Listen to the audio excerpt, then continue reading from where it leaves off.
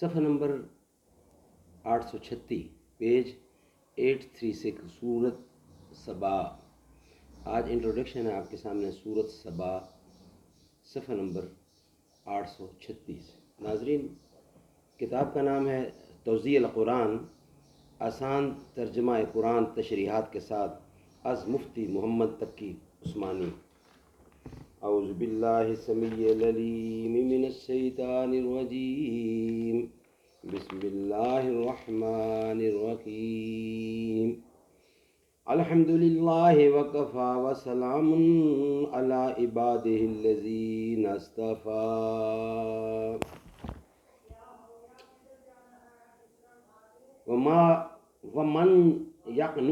ومن یقنت، یہ پارہ ہے 22واں 22 پیج، اس کا پارہ نمبر ہے، اور سورت کا سیریل نمبر ہے 34، 34 نمبر، سورت کا نمبر ہے 34۔ یہ سورت مکی ہے اور اس میں 54 یعنی 54 آیتیں ہیں اور 6 رکوع ہیں۔ بسم اللہ الرحمن الرحیم۔ الحمد للہ الذی لہ ما فی السماوات وما فی الارض ولہ الحمد فی الآخرۃ وہو الحکیم الخبیر۔ تمام تر تعریف اس اللہ کی ہے جس کی صفت یہ ہے کہ آسمانوں اور زمین میں جو کچھ ہے سب اسی کا ہے، اور آخرت میں بھی تعریف اسی کی ہے، اور وہی جو حکمت کا مالک ہے، مکمل طور پر باخبر۔ ناظرین، ہم آپ کے سامنے صرف سورت کا تعارف پیش کرتے ہیں، باقی سورت کی ڈیٹیل اور سورت نیکسٹ ویلاگ میں آپ کی خدمت میں پیش کریں گے۔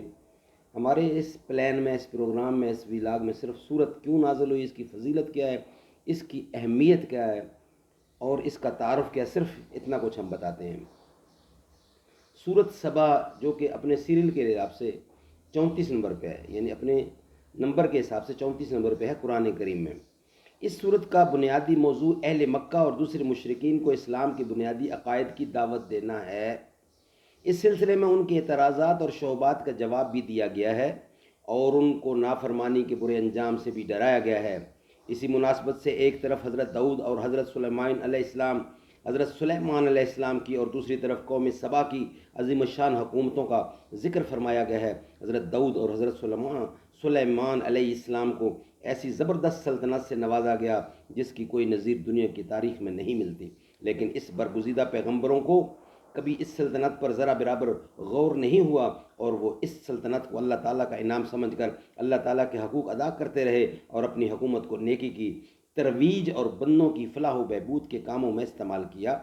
چنانچہ وہ دنیا میں بھی سرخرو رہے اور آخرت میں بھی اونچا مقام پایا۔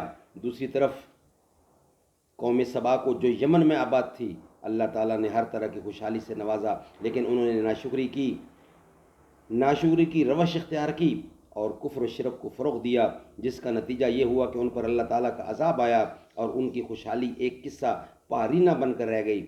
ان دونوں واقعات کو ذکر فرما کر سبق یہ دیا گیا ہے کہ اللہ تعالیٰ کی طرف سے کوئی اقتدار حاصل ہو یا دنیوی خوشحالی نصیب ہو تو اس میں مگن ہو کر اللہ تعالیٰ کو بھلا بیٹھنا تباہی کو دعوت دینا ہے۔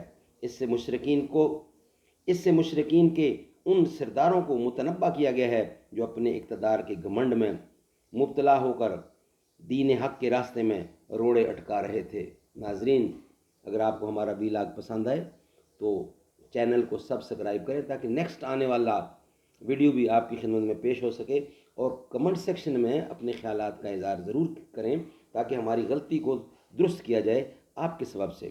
اللہ تعالیٰ قرآن پڑھنے کی اور اس پر عمل کرنے کی توفیق عطا فرمائے، اور جن کے ماں باپ زندہ ہیں اللہ تعالیٰ ان پہ کرم کرے، اور جن کے ماں باپ اس دنیا پہ نہیں ہیں اللہ تعالیٰ ان کی قبروں کو ٹھنڈی کرے، ان کی قبروں کو منور کرے۔